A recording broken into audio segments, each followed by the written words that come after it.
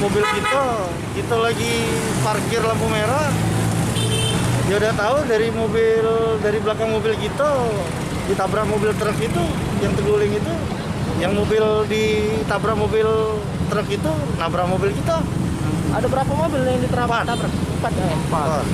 Mobil apa baik kak? Depan, yang paling depan kakak. Yang paling depan itu mobil Brio. Habis itu? Habis Brio R3. R3 mobil Avanza. Avanza mobil Brio. Oh, ini habis baru Truk.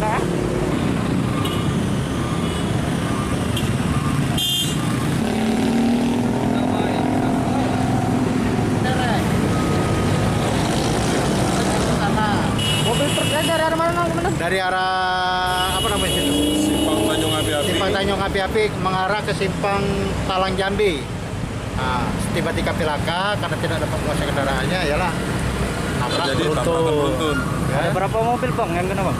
kurang lebih 4 kendaraan. 4 kendaraan. Jadi 2 yang masih bisa berjalan, 2-nya lagi tidak bisa lagi berjalan. Yang Jadi ditabrak upaya- itu bang ya? Kenapa? Yang 2 yang ditabrak itu ya bang? Iya, itu pengupayaan kita pakai derek untuk diangkut ke pos laka